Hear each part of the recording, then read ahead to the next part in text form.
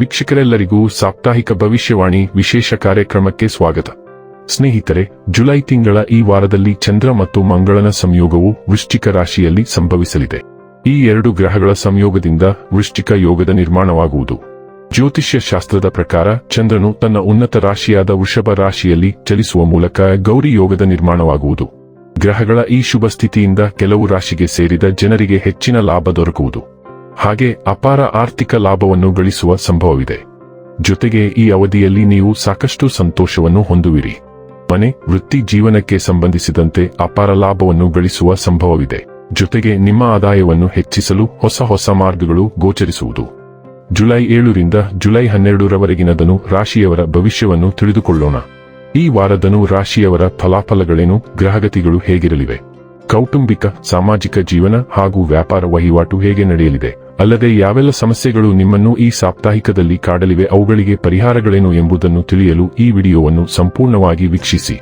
ನೀವಿನ್ನೂ ನಮ್ಮ channel subscribe ಮಾಡದೇ ಇದ್ದರೆ ಕೂಡಲೇ ನಮ್ಮ ಚಾನೆಲ್ ಸಬ್ಸ್ಕ್ರೈಬ್ ಮಾಡಿ. ಹೆಚ್ಚಿನ ವಿಡಿಯೋ ಅಪ್ಡೇಟ್ಗಾಗಿ ಪಕ್ಕದ ಬೆಲ್ ಐಕಾನ್ ಬಟನ್ ಕ್ಲಿಕ್ ಮಾಡಿ. ವಂಶ ಪಾರಂಪರ್ಯ ಜ್ಯೋತಿಷ್ಯರು ನಂಬರ್ 1 ವಶೀಕರಣ ಸ್ಪೆಷಲಿಸ್ಟ್. ವಿದ್ಯೆ, ಉದ್ಯೋಗ, ಮದುವೆ, ಹಣಕಾಸಿನ ಸಮಸ್ಯೆ, ವ್ಯಾಪಾರ, ಆರೋಗ್ಯ ಸಮಸ್ಯೆಗಳಿಗೆ ಫೋನಿನ ಮೂಲಕ ಪರಿಹಾರ. ಇಂದೇ ಕರೆ ಮಾಡಿ. ಸ್ನೇಹಿತರೆ, ನಿಮ್ಮ ಚಂದ್ರ ರಾಶಿಯ 3ನೇ ಮನೆಯಲ್ಲಿ ರಾಹು ದೇವರು ನೆಲೆಸಿರುವುದರಿಂದ ಈ ವಾರ ನಿಮ್ಮ ಆರೋಗ್ಯ ಜೀವನವು ಸಾಕಷ್ಟು ಅತ್ಯುತ್ತಮವಾಗಿರುವ ನಿರೀಕ್ಷೆಯಿದೆ. ಈ ಅವಧಿಯಲ್ಲಿ ನಿಮಗೆ ಅನಗತ್ಯವಾಗಿ ಚಿಂತೆ ಕೊಡುವಂತಹ ಜನರೊಂದಿಗೆ ಹೆಚ್ಚು ಬೆರೆಯಲು ನೀವು ಇಷ್ಟಪಡುವುದಿಲ್ಲ. ಇದರಿಂದಾಗಿ ನಿಮ್ಮ ಮಾನಸಿಕ ಆರೋಗ್ಯವು ಸಹ ಸಾಕಷ್ಟು ಉತ್ತಮವಾಗಿರುತ್ತದೆ. ಆರ್ಥಿಕ ವಿಷಯಗಳ ದೃಷ್ಟಿಯಿಂದ ಈ ರಾಶಿಯ ಜನರಿಗೆ ಈ ವಾರ ತುಂಬಾ ಚೆನ್ನಾಗಿರುವ ಸಾಧ್ಯತೆ ಇದೆ. ಏಕೆಂದರೆ ಈ ಸಮಯದಲ್ಲಿ ಗುರು ಗ್ರಹವು ನಿಮ್ಮ ಚಂದ್ರ ರಾಶಿಯ 8ನೇ ಮನೆಯಲ್ಲಿ ಕುಳಿತಿರುತ್ತದೆ ಮತ್ತು ಹಲವು ಗ್ರಹಗಳ ದೃಷ್ಟಿಯು ನಿಮ್ಮ ಆದಾಯವನ್ನು ಹೆಚ್ಚಿಸಲು ಹಾಗೂ ನಿಮ್ಮ ಉಳಿತಾಯದ ಹಣವನ್ನು ವೃದ್ಧಿಸಲು ನಿಮಗೆ ಹಲವಾರು ಅವಕಾಶಗಳನ್ನು ಒದಗಿಸುವ ಕೆಲಸ ಮಾಡುತ್ತದೆ. ಈ ವಾರ ನಿಮ್ಮ ಕೌಟುಂಬಿಕ ಜೀವನದಲ್ಲಿ ಎದುರಾಗುತ್ತಿದ್ದ ಪ್ರತಿಯೊಂದು ರೀತಿಯ ಏರುಪೇರುಗಳಿಂದ ನಿಮಗೆ ಸಂಪೂರ್ಣವಾಗಿ ಮುಕ್ತಿ ಸಿಗಲಿದೆ. ಇದರಿಂದ ಮನೆ ಕುಟುಂಬದಲ್ಲಿ ಧನಾತ್ಮಕ ವಾತಾವರಣ ಕಂಡುಬರುತ್ತದೆ. ವಿಶೇಷವಾಗಿ ನಿಮ್ಮ ತಂದೆಯವರಿಗೆ ಆರೋಗ್ಯದ ಸಮಸ್ಯೆ ಇದ್ದರೆ ಅದರಲ್ಲಿ ಸುಧಾರಣೆಯಾಗುವ ಯೋಗಗಳು ಸೃಷ್ಟಿಯಾಗಲಿವೆ. ಇದರ ಪರಿಣಾಮವಾಗಿ ನಿಮಗೆ ಅವರೊಂದಿಗೆ ಸಮಯ ಕಳೆಯಲು ಮತ್ತು ಅವರ ಬೆಂಬಲವನ್ನು ಪಡೆಯಲು ಅವಕಾಶ ಸಿಗುತ್ತದೆ. ಈ ವಾರ ನೀವು ಈ ಹಿಂದೆ ಮಾಡಿದ ಹೂಡಿಕೆಗಳನ್ನು ಬಲಪಡಿಸಲು ಮತ್ತು ನಿಮ್ಮ ಮುಂಬರುವ ಭವಿಷ್ಯಕ್ಕಾಗಿ ಸೂಕ್ತ ಯೋಜನೆ ಹಾಗೂ ತಂತ್ರಗಳನ್ನು ರೂಪಿಸಲು ಪ್ರಯತ್ನಿಸುವುದನ್ನು ಕಾಣಬಹುದು. ಇಂತಹ ಪರಿಸ್ಥಿತಿಯಲ್ಲಿ ಯಾವುದೇ ಪ್ರಮುಖ ಕೆಲಸವನ್ನು ಮಾಡುವ ಮುನ್ನ ತಜ್ಞರು, ತಂದೆ ಅಥವಾ ತಂದೆಗೆ ಸಮಾನರಾದ ವ್ಯಕ್ತಿಯಿಂದ ಖಂಡಿತವಾಗಿ ಸಲಹೆಯನ್ನು ಪಡೆದುಕೊಳ್ಳಿ.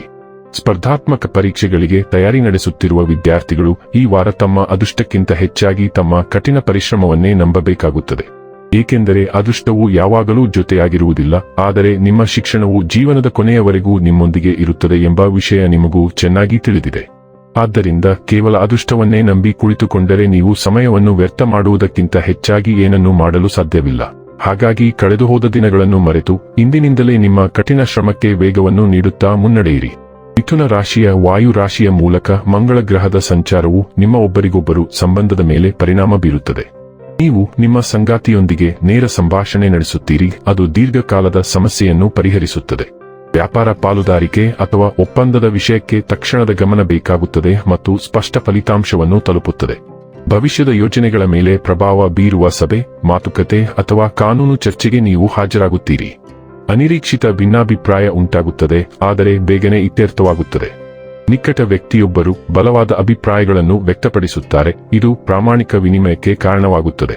ಸಂಬಂಧ ಅಥವಾ ಪಾಲುದಾರಿಕೆಗೆ ಸಂಬಂಧಿಸಿದ ಪ್ರಮುಖ ನಿರ್ಧಾರವನ್ನು ನೀವು ತೆಗೆದುಕೊಳ್ಳುತ್ತೀರಿ. ವೈಯಕ್ತಿಕ ಮತ್ತು ವೃತ್ತಿಪರ ಕ್ಷೇತ್ರದಿಂದ ಸಾಮಾಜಿಕ ಕೂಟಗಳು ನಡೆಯುತ್ತವೆ ಮತ್ತು ನೀವು ಹೊಸ ಜನರನ್ನು ಭೇಟಿಯಾಗುತ್ತೀರಿ. ಕರ್ಕಾಟಕ ರಾಶಿಯ ಜಲರಾಶಿಯ ಮೂಲಕ ಸೌರ ಸಂಚಾರವು ಕೆಲವು ಆರ್ಥಿಕ ಸಮಸ್ಯೆಗಳನ್ನು ತರುತ್ತದೆ. ಸಾಲ, ವಿಮಾ ಹಕ್ಕು, ತೆರಿಗೆ ಪಾವತಿ ಅಥವಾ ಹಣಕಾಸು ಇತ್ಯರ್ಥದ ಬಗ್ಗೆ ನಿಮಗೆ ನವೀಕರಣಗಳು ಸಿಗುತ್ತವೆ.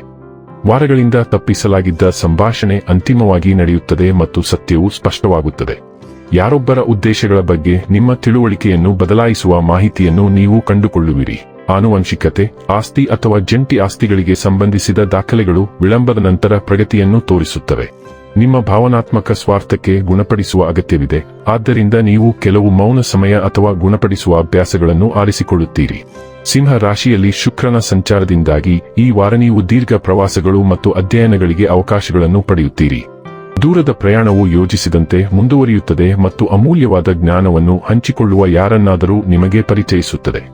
ಈ ವಾರ ಜಾಗತಿಕ ಉದ್ಯಮಗಳು ಮತ್ತು ಅಂತಾರಾಷ್ಟ್ರೀಯ ಸಮುದಾಯದೊಂದಿಗಿನ ಸಂವಹನವೂ ಸಹ ಬರಲಿದೆ.